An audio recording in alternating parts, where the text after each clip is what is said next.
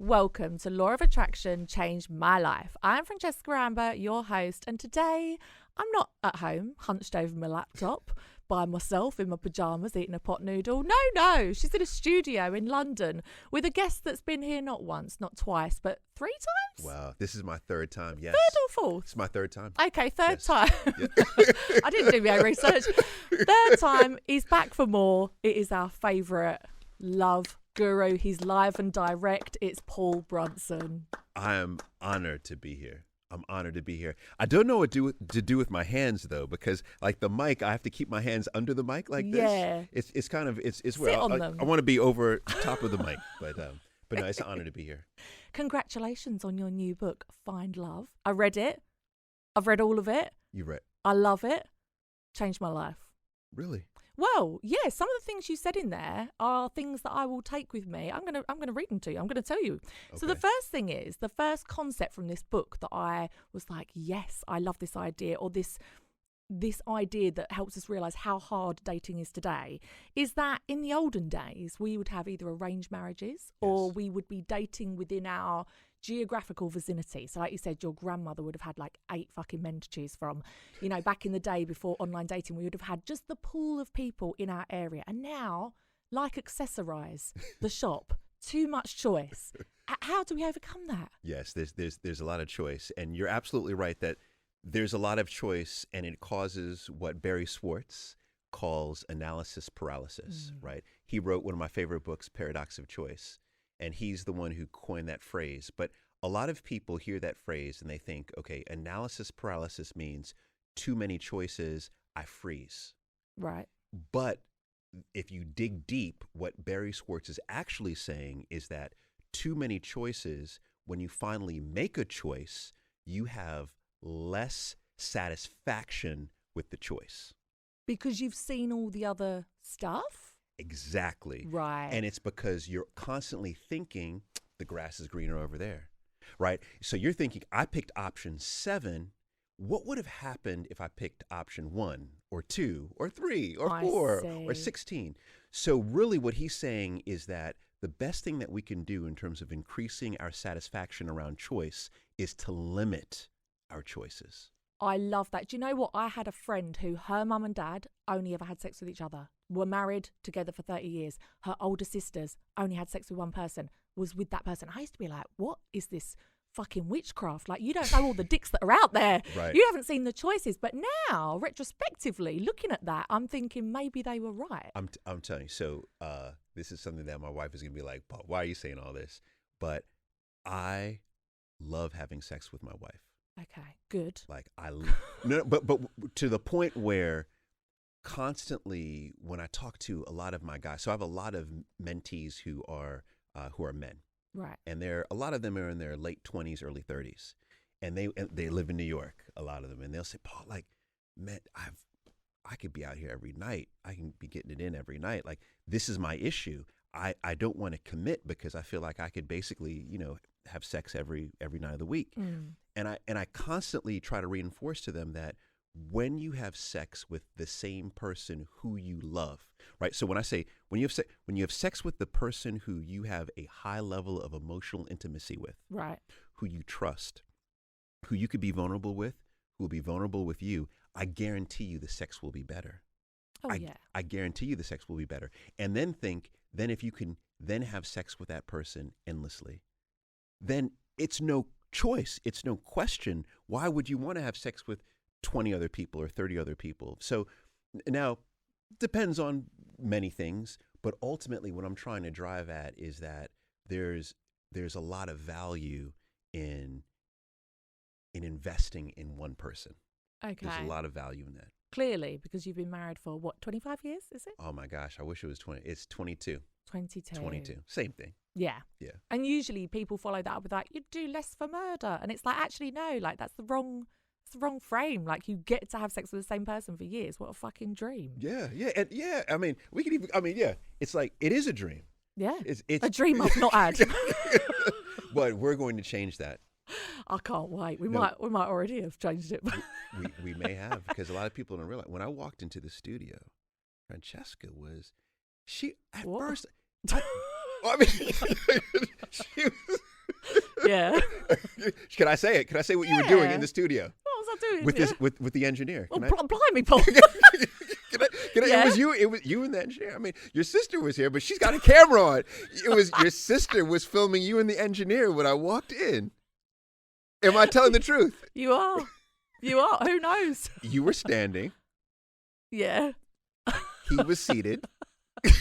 No, it wasn't that. But it was interesting because clearly, you were flirting a little bit with him, and he was flirting right back. Do you think? He was. Okay. Yeah, that was. I mean, when he called you the psychopath. Yeah. But then he was like, I like that. that was a flirt. Okay. Yeah. Okay. So this just proves that all I need to do is get out of my house and away from church baby groups, and I might meet a man. Can I say, in the book, Yeah. do you remember the premium effect? Oh, Paul, I've got that written down. Okay. I've got it written down. All right. The premium effect. Hang on, don't tell me. It is, because I also wrote down about the social capital. That really interested me. So no, the premium effect, I was telling my sister about this just this morning. So as a mother of 3 that is like living in the countryside, I should go to the ghetto. Yes. So that I stand out. You should do what you just did today. Yeah. This was an exhibit of the premium effect. Really? Right. So you're not from here. You don't live here where we're filming. Yeah. Okay. I'm going to presume that our engineer lives here somewhere around because this is his business. Yeah. Right. That's an example of it. It is simply placing yourself in scenarios where you are not from, that you're not familiar with, and therefore the people who are there may not be familiar with you. And the more extreme, the more premium that's placed on you. So, for example, in a dating context, if you live in New York and you come to London. Oh, forget it. Forget it. Dick all day. Dick all day. Yeah. See? Yeah. See? And it's the opposite, right? So you think you live in Lincoln, let's say. Yeah. And you go to Nebraska in the U.S., it's the same thing. And so that's the key. And that's one of the biggest lessons that I learned in the matchmaking agency. So you can elevate your profile, elevate the way that other people perceive you simply by being different, by putting yourself in a different... I do that a lot. I go to a lot of gay bars, but it doesn't have the side effect. Yeah, I was going to say that might not work. No. At a gay bar. But absolutely, when I was running the agency, when we started, we had a lot of Black women as clients. Mm. And I was trying to think of what we could do, to help to match them. And one of the things that we stumbled on is placing one of our clients on JDate. How did that go? Yeah, right. And are you allowed to do that if you're not Jewish? You see, are you allowed? Are you allowed? Yes. Should you? That's a question. I like to, bend rules a little bit. But I did. I placed our first client on JDate. And immediately what happens is you get the ignorant, fetishizing type comments. But then you also get the, hey, what are you doing here? Are you allowed to be doing this? Oh, wow, why are you here? Like, right. I'm interested. And then you get the curiosity. And that's the key with the premium effect, is that when you place yourself in an environment that you're not familiar with, there will be ignorant people. There will be people who will ostracize you, who will not look at you. But there will always be a group who are curious about why you're there. And that's what you want, because curiosity is one of the key characteristics of a strong partner. Okay. And would you extend that to putting yourself in situations that are maybe like class-wise or money-wise? Because I remember one of the things you said to me last time we recorded was you should always try and date somebody that's in your socio-economic lane, because that's like the greatest predictor for success. And I remember like one of my exes was like a drug dealer from Brixton, and like it just didn't ever work because so many things we were so completely like it's almost like we're speaking different languages. And I always remember you saying that. So do you think that would extend to putting yourself in situations like, going to the Queen's gala. She's dead. I can't think who. Right, but you're thinking Not Marking.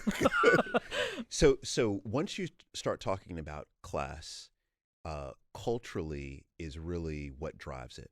For example, if you're talking about class in the United States, it doesn't matter. We don't care. Yeah. We're all about how much money you have, right? Yeah. I love that. Yeah. I love that vibe. Here is different. You know, one of my biggest lessons is that, you know, in the UK, I think there's a significant amount of discrimination, right? Segregation that happens through class. So it'll be a lot harder to do it in the UK versus the US. Yeah.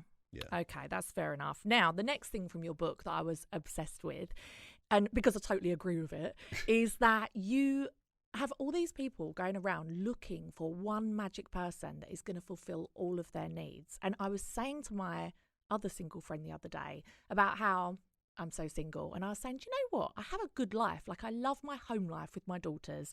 I have single friends in London that when I'm child free, I come down and we do crazy stuff. And then I have like mum friends. I spend a lot of time raising my children with my sister. We do that very much as a village. I get a lot of my needs fulfilled by various people. So do you think that's maybe an area where people are going wrong? Because even though I've been thinking this, you writing it in a book, I was like, oh my God, it's obvious. Like, you can't get all of your needs fulfilled by one person. Right. It's very hard, right? It's possible, right? But it's very, very hard. And I think that maybe a more pragmatic way for us to look at our relationships is to say, you know, I can get my needs met by my village. Yeah. Because that's the way it actually always has been. Yeah. If you go back 50 years, 100 years, 1,000 years, we would get intellectual stimulation from one person, emotional intimacy from one person, physical intimacy from another person. And so I think it's smart to realize, you know what, maybe I can get my needs met by my village. But one thing I will say, and this is why I don't say this as a joke, why I know you are ready to be in a long-term relationship. You said this last time and that was a year ago, but And, yeah. But you know what though? It doesn't, because you're ready, Yeah. doesn't mean it happens tomorrow. No, true. You know what I mean? Yeah. It means that you're ready. And I think a I'm ready. challenge Yeah. that a lot of people have is, and I'm not saying this is you, it's a lot of people, is to say, you know, I'm ready. And then if it doesn't happen in a month, to turn off. Right. And when I say turn off versus turn on, is the reason why I think you're on is because I can see you are satisfied with your life. I am. No, I see it. I see it. I see you with your girls. I see you with your family. I see you with your business. I see you traveling. I see you with your, with your audience, with your community. Because you're a super fan. Because I'm proving it right now. I'm a super fan. I see you light up. You have lit up as a result of what you have manifested in your life. What I learned in the book, and this is some of the groundbreaking research, because there's a lot of new research that we're unveiling in this book. One is that having high satisfaction in your life is not the number 2, not the 3, not one of the top. It is the number 1 indicator as to whether or not you will have high satisfaction in your relationship. Okay. That's the number 1, greater than values, greater than sexual compatibility. It's that you walk into a relationship already saying, I really like my life and I really like where I'm going in my life. And sure, there are areas that I want to be better, but I like who I am and I like where I am. Because another person's just going to highlight and trigger things that you're already not happy about, maybe. So there's a couple of interesting things here, like couple strands, right? One is that well-being or our satisfaction has a direct bearing on our self-esteem. Yeah. And in the book, I start to unveil that self-esteem shows up in a myriad of ways, right, in our relationship. For example, people who have higher self-esteem don't comply to traditional attraction standards in their partner. Okay. Right? So think about this. This is really interesting. And this may rub some people the wrong way or some people the right way, okay?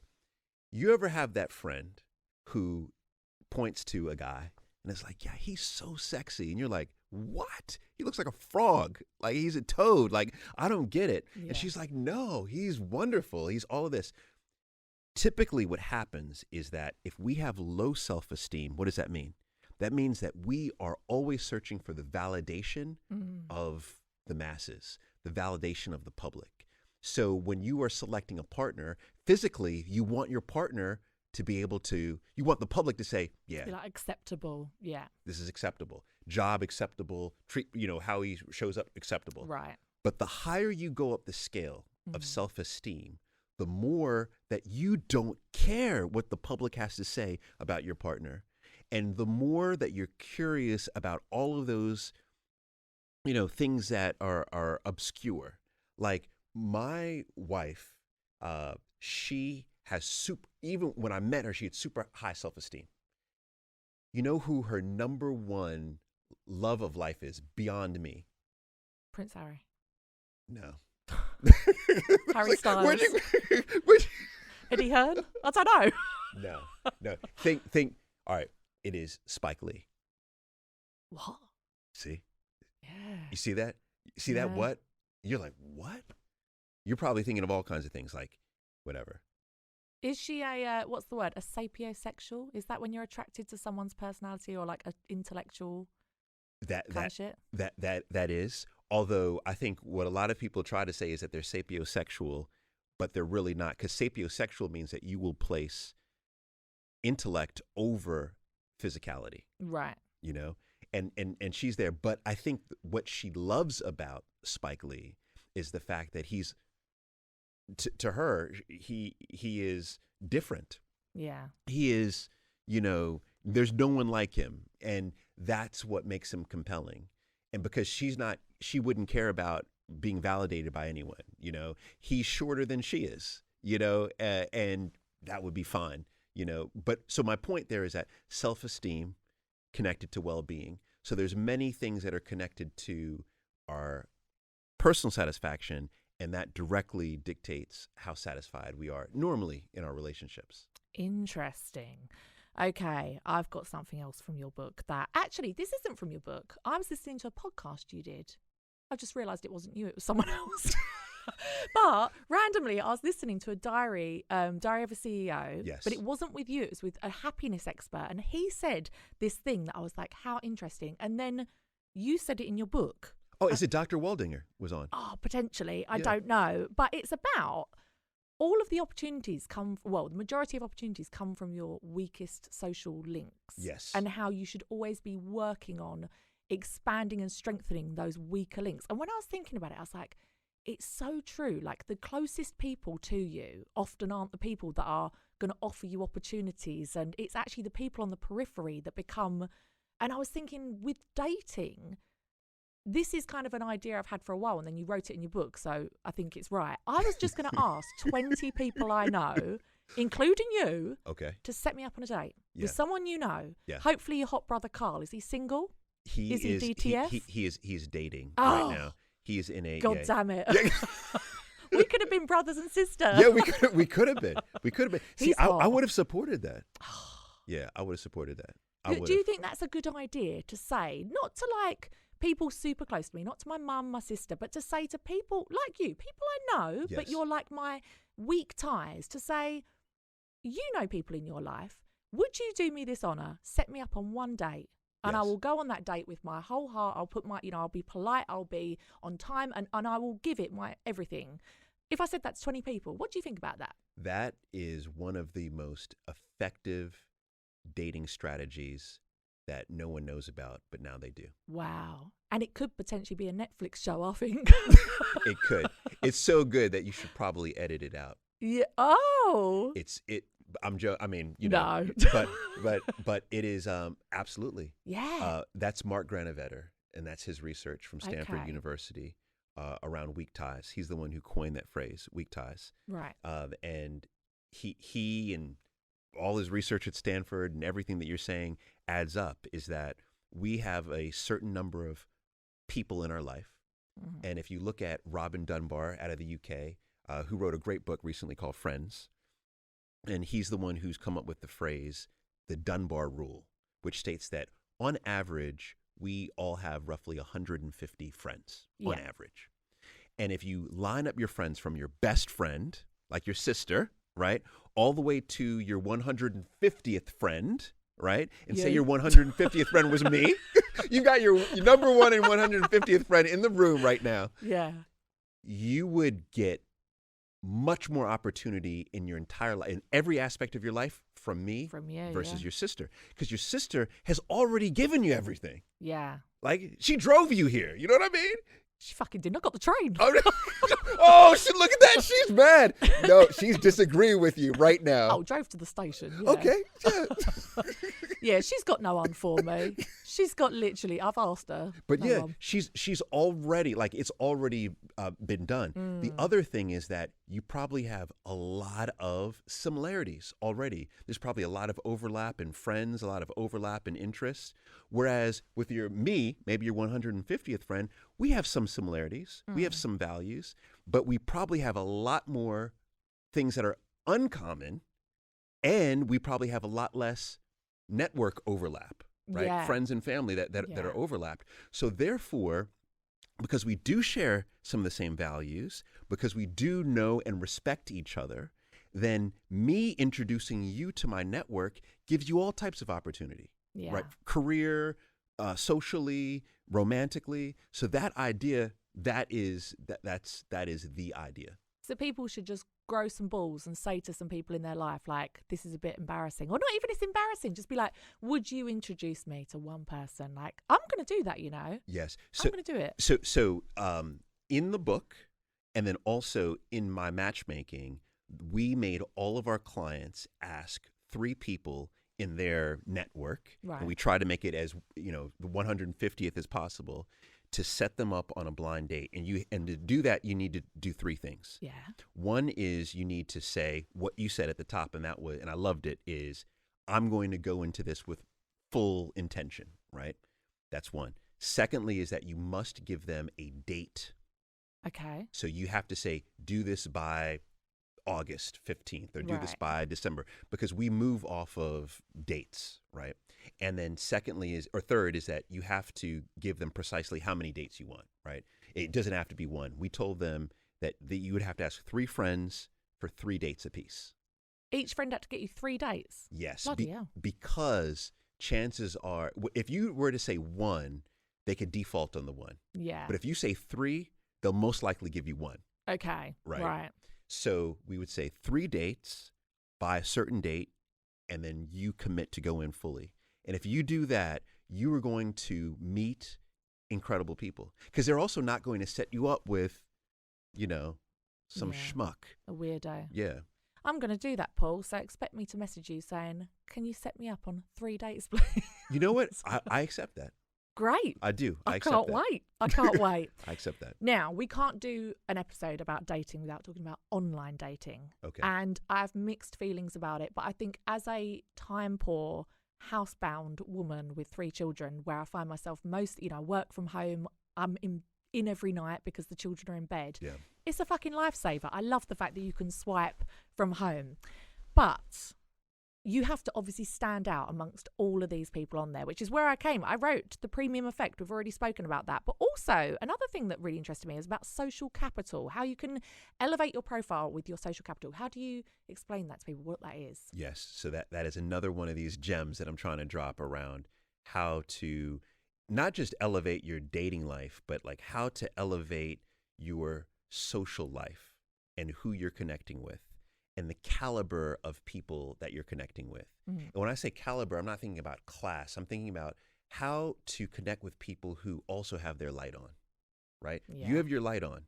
You're satisfied with your life. So you want to be around other people with their light on, okay? So social capital to me is about everything within your life, your business, your friends, your family, what skills you have, everything about your life is about just trying to focus on becoming the best as you can in those things.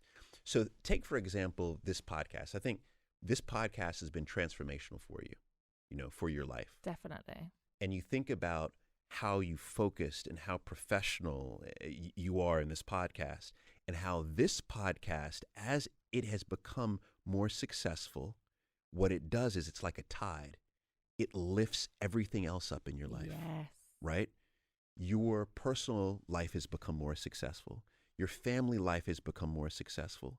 You probably have more people who now want to reach out and talk to you, more people who want to book you for things. You know, I have a friend who wants you for a project. You know what I mean? He keeps this shit to himself. What?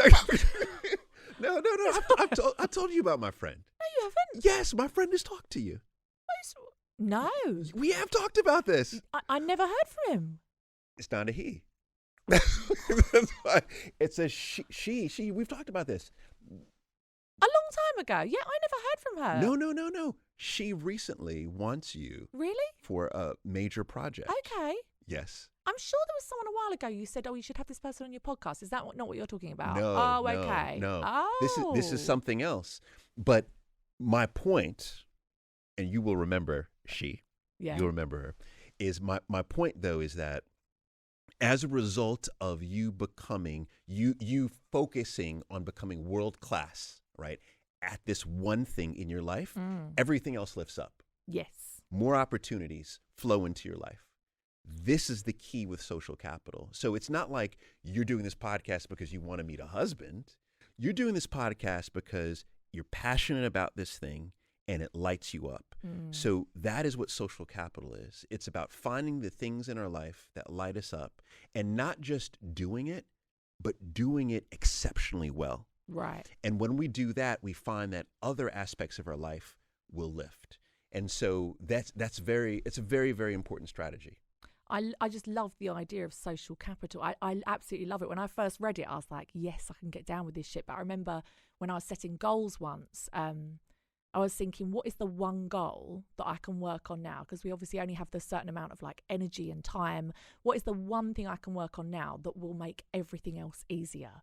And that's kind of the same thing you're talking about, is, Yes. you know, you focus on one thing. And I think 2 years ago, when I did lose everything and I had no money, I had no freedom, I had nothing really, I just knew that by focusing on money and career and getting this one thing to work, I could then afford a little bit of childcare so I could have a bit of freedom. I could afford a bigger house so my children could have their own bedrooms. Do you know what I mean? Like, Yes. Everything else was just effortless almost because I worked on this one thing that would elevate it. But also from a dating point of view, how nice to go on a date and be like, so tell me about yourself. Oh, I've got a cat and I really enjoy my job, you know, been there for 15 years. Or I've got 3 daughters. I've got a podcast I'm absolutely like passionate about. I go to London once a month. I meet all these different people. I travel every year. Like, Yes. That's like sexual, isn't it? That is very sexy. Like that's what sexy is. Yeah. That is it. You got it. So by working on that, and then also when you meet someone,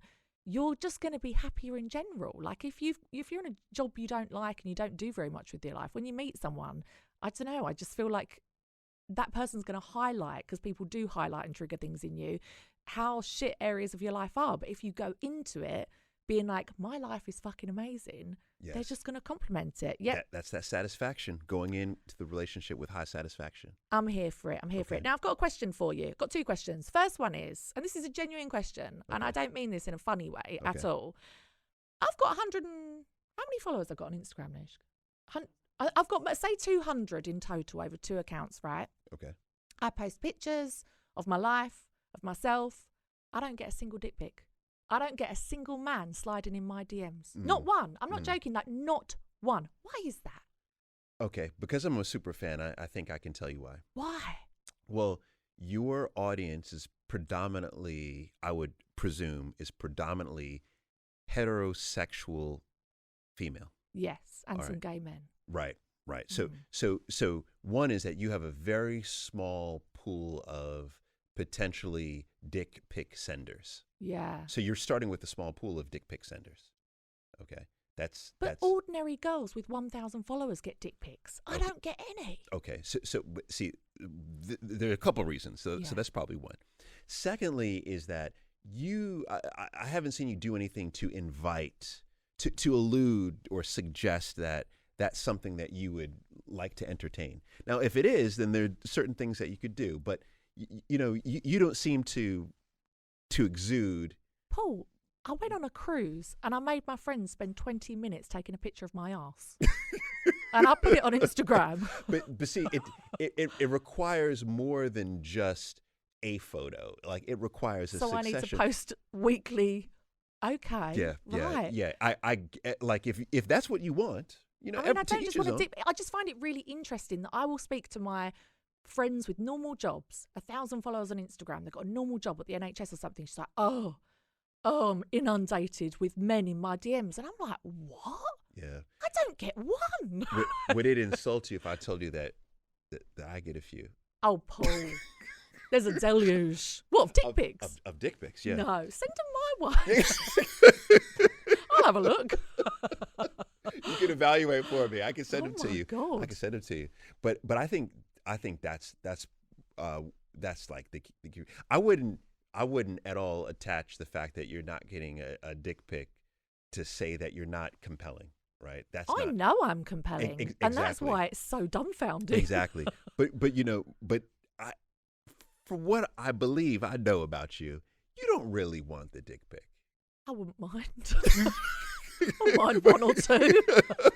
Just to, it's just a genuine question that, like, why do just ordinary girls say to me, oh, I've got floods of them? And I'm like, I don't get one. I just don't get it. I don't get it. But also, too, are you on the dating apps? Yes. Okay. Hinge, Tinder, Grindr. No, I'm not on Grindr. Okay. All of them. Grindr. Yeah. So on some of the dating apps, you can, it's pretty easy to get a dick pic. But some, like I'm not trying to plug my good friends at Tinder, but I do lead global insights for Tinder, and you cannot send a dick pic. I don't actually want a dick pic. I just want someone to slide in my DMs and be like, hey. Oh, actually, I take it back. I had one man in 4 years who said, I'm living on a boat and it's going to moor in Lincoln soon. And I was like, no, I'm all right. Thanks. Okay. You didn't like that? Well, boats are a little bit damp, aren't they? And like no heating. And where do you wash? Yeah. I wasn't down for that. Really? So you just judged him? That was a judging? I did judge him, yeah. Wow. No, I did look. I fully went about a year back in his profile, but he spent a lot of time like drumming on the street. You weren't physically attracted to him at all. Yeah, that's what it was. Yeah. I think that's the other thing is that we have to let's just be honest with that. That's the one piece that a lot of people dance around. It's like they'll blame it on everything else. Oh, I'm not interested in being a dad, so, you have kids or whatever. No. You're right. If you're not physically attracted to the person, you could say it. You could say it. You don't have to be like, I'm not, You're right. I don't care about the boat. But I don't care about the drums. I'd sit on those drums if he was 6'6". Like I'd sit on those drums. Like, yeah, no, you're right. He was no. Yeah. And it's okay. It's fine. Okay. It's fine. I mean, there's all types of things that everybody likes physically. So, it's fine. Okay, that's fine then. Yeah. Now, the next thing I wanted to ask you is, you said in your book, soulmates are made, not found. Yes. Explain, please, for me, for the idiots in the back. What do you mean? Well, there is a lot of romanticism that is alive in the world that I believe is very unhealthy. A lot of therapists talk about the Disneyfication of things, right? Yeah. How we're waiting for our prince or we're going to go find our princess. And the idea around this romanticism is that the moment that you find someone, the game's over. Done. You've won. Right. That's it. You have to put in no more work. That is it. Congratulations. You get your trophy. Right. But that's not the way it works. The way it works is that you put in the work, and you don't necessarily even put in the work to find someone else. Really, is you put in the work to make yourself as compelling as possible. Right. Social capital, premium effect. Like, that's what you do. You're investing in you. Become a better act. Like, I think this podcast has probably made you a much better listener too, right? So think of all these skills. You're becoming Superwoman, right? That's the key. And then you enter into a relationship with someone, and that's really where the quote unquote work takes place. Right. And so that's why I say that you don't just stumble upon your soulmate. You have to make your soulmate through this work and through this effort over time. Okay, so you could potentially meet your soulmate, but if you're not going to put in the regular effort of doing things together and having shared experiences and quality time, they'll very quickly not be your soulmate. Very quickly not. Like, I mean, if you even if you think about things like, and not to go way left, but like I'm a big fan. I'm sure you're a big fan of Dr. Gabor Mate, right? Who writes all about trauma. He's the king of trauma, really, in the world. And he says something really interesting in his last book where he said 50 to 60% of adults have undiagnosed trauma. Wow. Undiagnosed trauma. So in essence, what he's saying is that 50 to 60% of adults, they see and feel differently as a result of the trauma, right? So you think about something like that. So you could meet that's one out of two people, right? So you could meet someone who you're super attracted to and is attracted to you as well. And you could be healed from your trauma or secure in your attachment or all of these things. You could be satisfied in your life, but because of their undiagnosed trauma and because they see the world differently, they'll never be able to engage in a relationship with you. Yeah. Right. So they could potentially have been your soulmate, but you will never have known that unless you guys make that through time. So that's the reason why it's time. I think soulmates are made. And you can see that in people. Like when I look back at exes, it's so easy to say, oh, they're such a dickhead, they're such a narcissist, they're gaslighting me. It's really easy to like throw those, oh, they're a toxic person. Right. But actually, one of the things I regularly do is like I look through the lens of love. And every time someone like triggers me, I'm like, actually, how can you look at this through love? And quite often it's just that they're scared of something happening, or this has happened to them in the past and they're scared it's going to happen again. And when I look at it through that lens, I'm like, it's not their fault. It's just what's happened in their life. And it helps me deal with them a lot better in my life. But yeah, it's bloody impossible. Not only your own trauma, but someone else's as well. With someone else. Yeah, that's why it's super complicated. But I love how you look through that lens. You know, if we can do that, we would realize that most of us are walking around traumatized and also walking around in a lot of anxiety.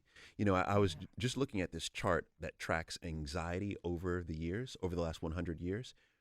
The level of anxiety that even children have today is 10 times what it was adults had 50 years ago. Wow. So we're all walking around stressed, in anxiety, in a state of threat. And whenever we're in a state of threat, we can never be our best selves. No. We all need to heal our nervous systems. Yes. Something else in the book that I really liked, and I think it's something that gets really like misunderstood, is you talked about setting relationship goals and getting really clear on relationship goals. Now, I know that sometimes women especially will be like, he's got to be over 6 foot, he's got to live in zone 1, he's got to do whatever, which I know you're going to say is not a good idea. So how can we set relationship goals, but in a positive way? The first is to be very clear and honest with what it is that you actually want. Okay. A lot of people, I think a lot of women do this. I know a lot of women do this. All the studies show is wait to be chosen opposed to choosing. Right? Now, the way that we still live in a patriarchal society. If you look at women just started to get a little bit of say around their relationships and who they would enter a relationship with in maybe the mid 1960s, and that's just crazy. In the western part of the world. It's crazy. It's crazy to think that like that's my grandmother's generation didn't have any say. You know, what's that movie on Netflix called Mrs. C or something? You will know it, Paul. You know, it's the first black woman business owner, and she had all the hair products. Oh yeah, Madam C.J. Walker. Yes, Madam C.J. Walker. Whenever I feel like not very appreciative about my life, I think about the fact that I own my own business. I'm a single woman. I have 3 mixed race children. I own my own house, and I just think, fucking hell, I'm living her dream. Oh my gosh. That's what they could have just dreamt of. Could have dreamt, yeah. Our ancestors are like, fucking yes, man. Yes. You're doing it. They are. It's incredible. You know, it's beautiful to see the progress. It's incredible. I'm in awe to see what we could look like, but we have to also recognize that as a result, there's a lot of turmoil happening between the sexes because we're trying to date in the old way. Exactly. It hasn't adapted to how we live now. Precisely. is that we are dating like it's the 1950s. And we have to understand that as the world changes, it demands that we have different types of relationships. So for example, I used to say, this is how my thoughts on relationships have changed. I used to say, no, once you get married, that's it. That's it. You get married, that's it, right? Yeah. But that's crazy. No, that's crazy talk. It's crazy talk. A matter of fact, I think it should be super, super hard to get married. There should be tests and all kinds of things before you get married. You shouldn't just be able to go to Vegas and get married for £5 in a drive-through with Elvis Presley marrying you. No. But then when it comes to divorce, you should be able to do it today. Paul, I agree. Do you know how hard it was for me to get divorced?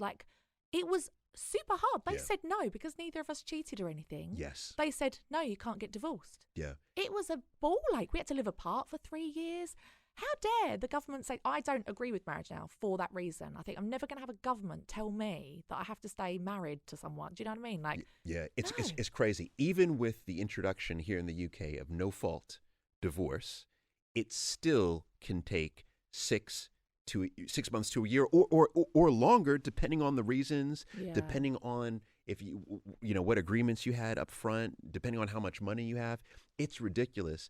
But, talking about the government, something that is not talked about, and I'd love to be able to explore this in a book or something else in the future, is that, it is the government wants us to be married in monogamous nuclear families. This is to their advantage. And what is coming, and I strongly predict this in the UK, I predict this in the US, is you're going to see the government interfering even more in our relationships and incentivizing, in particular, women to be married in a monogamous situation or monogamous household. And why do I say that? What's happening in China? What's happening in Japan? What's happening in South Korea? What's happening in I don't know if I said Japan or Singapore, North Korea. The first footage of Kim Jong-un, the dictator of all dictators, the first footage of him crying. Yeah. You know what he was crying over? He broke it up with someone. No. He was crying because he was pleading with the women of North Korea to have more babies and enter in more relationships. Wow. Right? The government, Tokyo, just a few weeks ago, the government of Tokyo rolled out a matchmaking app, a dating app. The government rolled this out. Right. This is to the government's advantage. And so I think we need to expect this in the West. It's coming. But that's because women are the invisible workload, the workhorses of this country. If you only need to have a baby to be like, fucking hell, look how much you do, unpaid, unrecognised, unhelped. We're all just doing so much.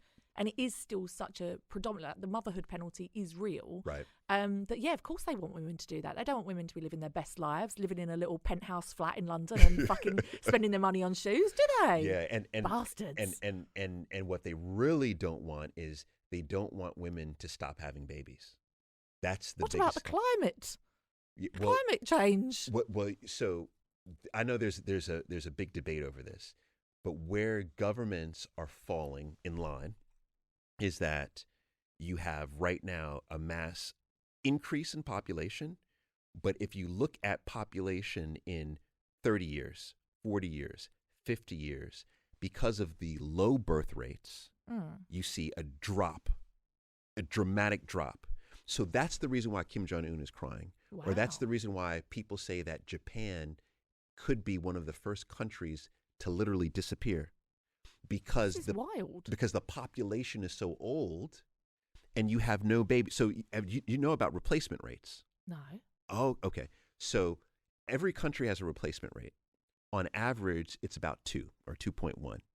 So what that means is that on average, each woman needs to be having at least 2 children to replace the population that's dying for whatever reason. Right. old age, disease, accidents, etc.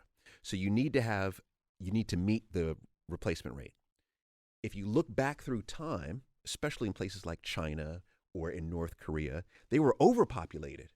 They were having like 8 kids, right? Yeah. 7 kids. And that's why China in the 1970s institutes the one-child policy, saying, no, we need to slow down this. This is crazy, right? This is crazy.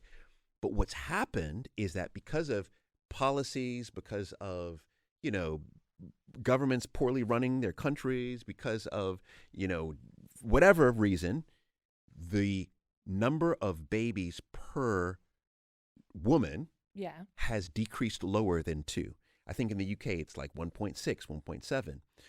So what does that mean? What that means is that we're not replacing enough of the people who are dying. So when you are 85 years old, it's the younger population that's going to be paying taxes, younger population that's going to be the nurses in the hospitals. It's the younger population that's going to be working, is going to be the workforce. So if you don't have a younger population, you can't support your nation. Right. These governments know this, and they're actively working towards correcting it. And the first place that they're coming is they're incentivizing. They're going to start incentivizing women. Me, as a single woman, are they going to incentivize me to go on some dates? Because I will take it. £100 a date. They're going to pay you. They're going to pay you. Will they? But no. What they're doing in Singapore and in Tokyo and all these places is they are providing like tax credits, more tax credits. But they already do. You already get but more married people fucking allowance. More. Do you know what? As a single mother, I don't get anything. I get absolutely nothing. I'm entitled to nothing. Because this is what the government, they want you to be in a nuclear family. Yeah. That's but what also, they want. I take that back. I don't need anything. There you don't go. need anything from you, Rishi Sunak, you bastard. Anyway, I don't know what we're doing on time. How far are we on time? I don't even know. Oh, are we? Okay, right. Well, I won't ask you about that then. Okay, the last thing I wanted to talk about from the book was just having like a strong sense of self, how important that is to, like we were saying earlier about your social capital, really just working on yourself before you get into a relationship. Not after, but like before, so that you know, what is that famous phrase? Stand for something or you'll fall for anything. Like, know what you stand for, know what you're all about. And I look back at when I dated in my 20s and I think, fucking hell, I don't know how I did it, because I had no real, Paul, if you were around in London in 2008, I'm talking China White on a Wednesday night. Yeah. Fucking footballers everywhere, every night, boom, boom, boom. Yep. It was all about who you were dating. That's what your social worth was what footballers you were dating, what parties you were invited to. But of course, with that, as soon as that is taken away, or you're not invited to a party, or you're not dating a certain footballer, it's like, well, what does that mean about me? I've got my shitty job I don't like. I'm living in a house share in Camden. Do you know what I mean? And I feel like now in my 30s, I do feel so secure, not just in my job where I live, I can provide for myself, but just if no one else wants to date me, I'm fine with dating myself. Right. I'm a hoot. I'm a great person to be around. I have a great time by myself. Right. So how important is that? And how can people cultivate that self-worth before they date, so that if the person doesn't text them back, if they do get ghosted, if they do break up, if they do get Tinder swindled, they don't care, because they're like, I love me. Yeah, because what you're saying is the gospel, right? And that's where I hope that many people move to. And I think that's the beauty of your podcast, is that you have probably a lot of people listening who are somewhere in that range of still out at the parties, finding all of their self-worth in others, and those who are climbing up the ladder to say, you know what, my self-worth, I decide what it is. Yeah. Right. And so the question you're saying is how do you get there? Now, I'm super nerd, so let me draw out the nerdy explanation of this, but this is how I think we can all do it. Okay. So even before this book, had you heard of Dr. Carol Riff, or the I thought you were going to say Carol DeWitt, then I was like, not that fucking book again. Carol DeWitt. No. Carol, no, I Carol haven't. Riff and 6 Dimensions of Psychological Well-Being. No. All right. I think it's one of the most important concepts, period, Okay. that is rarely talked about. Can you give us a Cliff's Notes Yes. version? I'll say buy the book, buy my book, because I break it down. But the Cliff's Note is this, is that what Carol Riff did is she studied, and I know you're on this path where you have studied like all the greats. Like there's all these theorists around how do you live your best life? Because that's really what you're saying. How do I live my best life? Right? You've got people like Viktor Frankl. You have people like Carl Jung. You have people, even like, go back to Aristotle, right? You have all of these people who have talked about this. She studied all of them, and she's taken where all of their theories overlap, and she's identified 6 areas, 6 dimensions. Right. And she's saying that if you feel like you are on your pathway of becoming your best self in each one of these dimensions, you will have total well-being. Okay. So what are some of those? One is being autonomous, right? Autonomy is one. And what does that really mean? That means that you feel like you have control over your time. Okay. Right? That's very important. Another one is in personal connections, personal relationships, not romantic, just friends, family even. Like, are you close with maybe the cousin that you didn't grow up speaking to, but now you feel like there's a connection, there's a bond with your family, right? So there's that one. And remember, close relationships is just close relationships. Do you have those? Right. Another one is called environmental mastery. That is that do you feel like where you live and where you operate, that it allows you to be your best self, right? That's important, environmental mastery. But there's 6, right? There's 6 of these dimensions. And so what she says is that if you feel like you are on the pathway to become your best self in each one of these, then you will feel what Aristotle called eudaimonic. What is eudaimonic? Maslow has the hierarchy of needs. At the very top is self-actualization. And Maslow said that less than 2% of the world will ever be self-actualized. Wow. That is your best self. That's really what we want. That's what Aristotle said in terms of eudaimonic. So what Carol Riff is saying is that to get to the top of that pyramid, you need to identify these 6 areas and work towards becoming your best in each one of these. And I fully agree with that. And that is what I unpack in the book, because no one talks about, like, what I try to do with this book is I try to dig up all of the academic research that academics talk about in their ivory tower, but they don't tell us. Right. They don't share with us. Instead, you know what we get? We get the 5 love languages. Oi, I fucking love that book. So I think it's a great book. But Do you guess not love what? it? It's not backed by any science. If you talk to 10 top researchers, academic researchers or psychologists, 9 of them would say it's insignificant. Do you agree with it though? Do you think it works? So when you say it works, what do you mean? Well, like, I think when everyone reads that book, they go, oh my God, yes. Like, I can totally see, like, these are my 2. Like, I can totally see what my 2 are. And then you can see that other people, like how, even like my sister, like hers is gifts. She gets very offended if I don't buy her a gift for like Christmas or birthday, but I'm not gifty at all. I hate it when people buy me presents. I'm very much acts of service. So like, I can now see that if I want her to feel loved as a sister, then I need to get her nice gifts. And I hope that she sees that she's appreciated by that. Do you know what I mean? Like, and then if you take that into relationships, I think it becomes even more magnified, because people, like, we very often, you know, we're only sisters. We don't say like, I feel what's the word? Like, cared for by you. I feel undervalued, because we're just sisters. But I think in a relationship, when you're working together in a family unit, people do feel unseen, undervalued. So I think knowing someone's love language, I love that book. All right, so here's my take. Yeah. I loved the book when I first read it, and I bought into it as you have just explained. I said, this makes sense. My wife is like your sister. She likes gifts, right? I'm like you, acts of service. Do acts of service for me. Yeah. I bought into that, right? But what I started to feel, and then once I dug into research and understood how,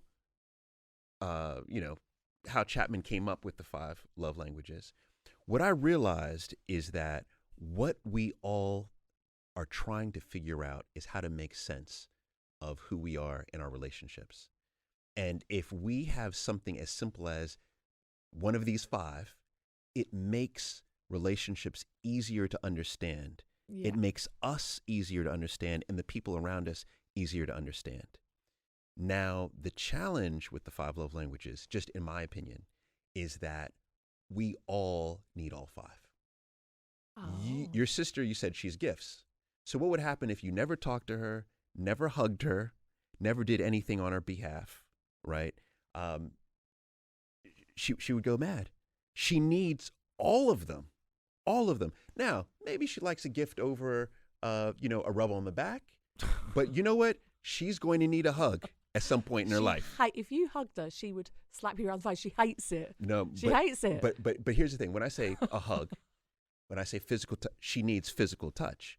She at some point in her life. I asked her to give me a massage once because I'd done my shoulder in. She put a towel between my skin and her hand because she didn't want to touch my skin. But I'm telling you, she needs it. Okay. Right. I'm gonna give it to her. Yeah. She's like, I'm gonna go hug my sister right after this. But what I'm saying is that we need all of these. Yeah. Words of affirmation. Like, oh, I love that. Yeah. Like we need all of these things. I think what's the next step over, or should I say the next step from the love languages, is to fully understand who we are. How do we communicate? For example, I'd say that knowing your attachment style and your sister's attachment style is going to be much more effective than guessing at a love language. Okay. Or knowing what trauma you've had in your life and how that continues to show back up in your life is much more effective, right? Being an active listener, much more effective than anything. Like these are the keys. So I'm not shading it, but I'm saying that in my book. So when I was researching my book, I talked to every top researcher you could think of. And every time I brought up the 5 love languages, they'd be like, pfft. Oh. And I'd say, well, tell me more. They'd say, it's not peer reviewed. There's no science around it. It was an observation. And so I would look at that and say, wow, I talk about 5 love languages all the time.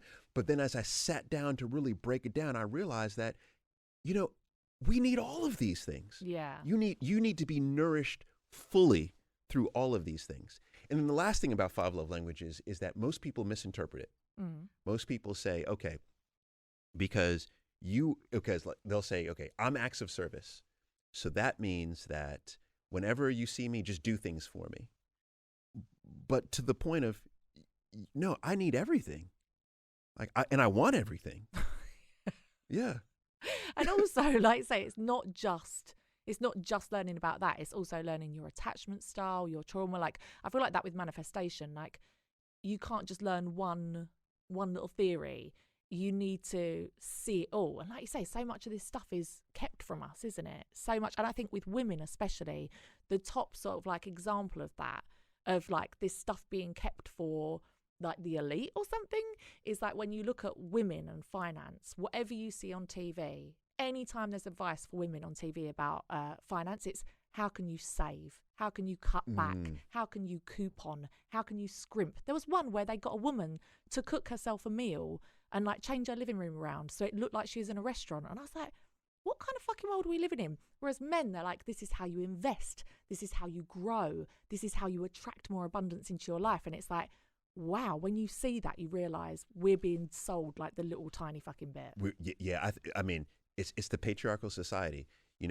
Anyone, you have women are being sold the bin, right? You have people of color are being sold the bin. But you know who's getting sold the bin the most? And this is what I'm most fearful of when I look at relationships, is that anyone who's considered to be, quote unquote, low socioeconomic gets zero really in terms of anything in this world, but, in terms of information flow. But zero in terms of qualitative advice, right? And it is, I think it's in part because, well, one is, if you look at marriages, and I know not everyone's getting married, but marriages is a great barometer to look at, because you can study it over time, is that most of the top 20 percentile of the wealthiest people in the world, they virtually all get married. Like almost all, like 80% plus. Right. But if you look at the lowest 20% of socioeconomic in the world, virtually now all are almost not getting married. Right. Right. Now you look at every other character or every other measurement outside of that, you could begin to paint the picture. You could begin to see how, my God, the top 20 percentile, they're getting it all. Not only are they getting married, but then they're getting the best advice. They do have the best therapists. They have the best tools to keep their marriage strong, etc. Which, long story short, is why podcasts like this are wonderful. Because what you're doing is you're saying, I'm going to go up to the ivory tower. I'm going to snatch that, book that you're using up there or whatever you're using, and I'm going to share it with the world. This is the key. And in part, I think this is why we're connected so well, is because that's what I'm trying to do in the book, is I'm trying to say, man, a lot of researchers, they even shun doing podcasts. That's the thing, like because that's not in the academic world, that is not coming onto a podcast or going onto a television show is not credible. Yeah, exactly. It actually reduces their esteem. They need to do more peer-reviewed academic research. That's what they want to do. Which obviously no one's fucking reading that. Well, there's a small... You're reading it. I'm in the audience like, yes, I like that, yes. But now you're making it accessible. Yes. In a fun, entertaining read, Yes. which I love. I love that for both of us. You're right. We are transforming it into something that is accessible for people and is enjoyable to consume, and I'm here for it. I loved your book. I'm going to read it at a slower pace where I'm not so stressed trying to find questions from it, and really apply it to try and find the love in my life. And I'll update you if I do find him. Yeah. Well, I know now I need to set you up on 3 dates. You do? Yeah, do you know who it's going to be? Oh, man, I've got to think about it. I have an idea for one already. Is he tall? Does the engineer count here? No, you can't take that one. Oh, really? No. That's your sister. Your sister's taking that one. You need to She's find taking that 3 different ones, please. No. I will. I really. Okay. This is something I'm going to do. I need to think on it. Okay. But I think I'm going to go like international. I really want an American husband. Yeah. Yes. Yeah. Please. I think honestly, you know what my dream for you is? Yeah. Is you pick up the podcast, you take your children, you go to, I know you like LA, but I'd rather you in a New York. Okay. But you don't even have to go to New York. You can go to like an Austin, Texas, something like that, and you go for 3 months, 4 months. I love this idea. And if you do that, here's what I can almost guarantee. I can guarantee that the experience is going to change your life for the better. It's going to change your children's life for the better. You are going to meet people that enter your life that will be friends forever, and that will be the highest likelihood of you meeting your husband, is by doing that. Book my flights to Austin, Texas. All right. Get my cowboy hat. Yes. I'm going. Yes. I will. Yeah. I will try that. Yeah. That is you. South by Southwest is there. It's a great vibe, multicultural. Yeah, that's you. Okay, I'm down. Okay. Thank you for your advice, Paul, as always. You got it. My brother lives there, by the way. Hey. I'm already following him on Instagram. Tell him to look out for me. Thank you for coming back for a 3rd time. Thank you for having me. And when does the book actually come out? What is the date? The 1st of February. Okay, that is in no time at all. This might actually be before this is out. So we're out, baby. We're out. Time, the book is out. It's just a construct. Thank you for coming. We'll see you soon. Thank you. The law of attraction has changed my life. It's going to change yours too, bitch. Bye.